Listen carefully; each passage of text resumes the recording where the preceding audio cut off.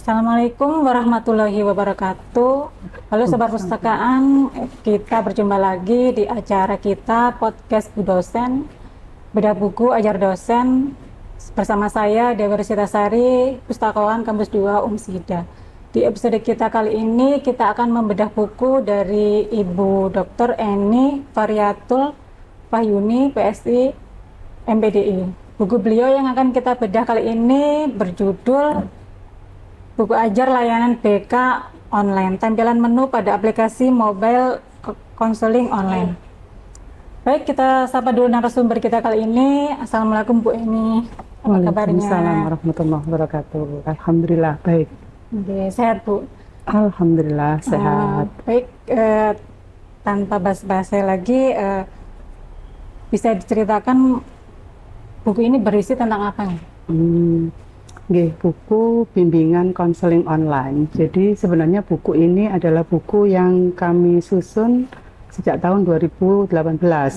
Tapi karena perkembangan teknologi dan informasi yang semakin masif, sehingga kebutuhannya juga berubah, kebutuhannya juga harus dinamis, sehingga buku bimbingan konseling ini akhirnya kami sempurnakan menjadi buku ajar bimbingan konseling online. Ini untuk menyesuaikan dengan kebutuhan pasar. Nah, lalu target pembaca dari buku ini? Target pembaca ini sebenarnya khususnya ini adalah diperuntukkan untuk mahasiswa di bidang pendidikan. Namun ini untuk secara umumnya bisa dipakai oleh guru-guru BK terutama, kemudian orang tua siswa, pun juga siswa-siswi di tingkat SD, SMP, dan SMA. Seperti itu. Lalu mengapa buku ini penting bagi mereka? Buku layanan bimbingan konseling ini berbeda dengan buku layanan bimbingan konseling yang ada di pasaran. Mengapa ini penting? Karena di dalam buku layanan bimbingan konseling online ini berisikan beberapa pengenalan alat tes BK, yang mana dari alat tes BK itu mampu mengenalkan, mampu memahamkan potensi belajar anak. Sehingga saat siswa atau anak tersebut mengenali potensi belajarnya, maka diharapkan siswa itu akan dapat menyusun strategi belajar efektif sesuai dengan karakteristik dirinya. Sehingga buku ini penting untuk dibaca dan dipahami oleh khalayak umum. Kira-kira di pasaran ada nggak buku yang sejenis gitu? Terus apa yang membedakan dengan buku jenengan? Kalau di pasaran selama ini buku bimbingan dan konseling ini biasanya rata-rata pembahasannya berkaitan dengan konsep dasar, kemudian manfaat, tujuan, peranan penting terhadap bimbingan konseling. Tapi untuk buku bimbingan konseling online ini yang kami desain ini tidak hanya memberikan pemahaman secara teoritis, namun di dalam buku ini juga memberikan kesempatan anak-anak itu untuk praktek. Kesempatan anak-anak itu untuk dapat mengecek potensi dirinya.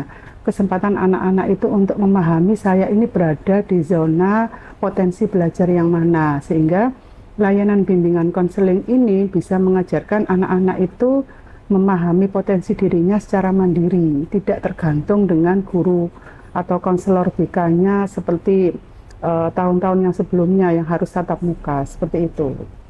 Lalu apa yang menarik dari buku ini untuk kita pembaca? Yang menarik dari buku ini kalau dulu diterbitkan ini masih manual, masih konvensional, jadi anak-anak itu masih mengerjakan alat tes BK itu, misalnya mereka ingin memahami tes buta warna atau tes gaya belajar itu masih manual mengerjakan di alat tesnya. Tapi sekarang di era perkembangan teknologi digital saat ini, layanan bimbingan konseling itu sudah kami desain berbasis online dengan membuat aplikasi yang namanya MCO. Jadi MCO itu Mobile Counseling Online. Anak-anak bisa mendapatkan layanan bimbingan konseling itu bisa dari manapun. Jadi mereka dengan menggunakan smartphone-nya masing-masing itu bisa mengenali potensi belajarnya. Mereka dimanapun, dengan siapapun, mereka tidak terikat harus berada di posisi sekolah, harus berada di ruang BK. Jadi layanan MCO ini adalah layanan yang sangat fleksibel, yang memberikan layanan tanpa batas kepada para siswanya. Seperti itu, Bu. Kemudian pertanyaan terakhir ini Bu, apa rencana Bu Eni ke depan untuk buku ini terkait dalam perkembangan fenomena yang ada? Oke, rencana ke depan. Layanan MCO ini, mobile counseling online ini kan sebenarnya adalah hasil dari riset tim kami gitu.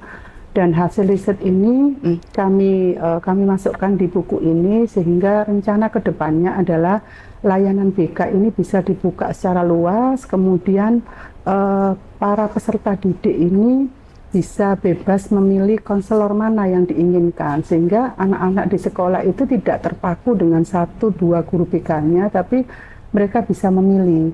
Kemudian yang terakhir yang menjadi penyempurnaan ini adalah untuk pimpinan atau kepala sekolah itu bisa melakukan supervisi terhadap layanan BK itu ya langsung dari aplikasi MCO tersebut, sehingga ini juga adaptif, tidak hanya memberikan layanan ke para siswanya, tapi supervisi ini juga bisa dilakukan secara online. Seperti itu. Sangat menarik sekali. Gimana Sobat Pustakaan, jika ingin membaca buku ini atau mendownload buku ini, bisa langsung mengunjungi web press.umsida.ac.id. Baik, kita rasa kita cukupkan acara podcast hari ini. Terima kasih banyak Bu Eni sudah berkenan hadir. Sobat Pustakaan, jangan lupa untuk like, subscribe, dan channel YouTube kita. Saya Dewi Rustasari mau undur diri. Terima kasih sudah menyaksikan podcast ini. Semoga bermanfaat. Sampai jumpa lagi di episode selanjutnya. Wassalamualaikum warahmatullahi wabarakatuh. Waalaikumsalam warahmatullahi wabarakatuh.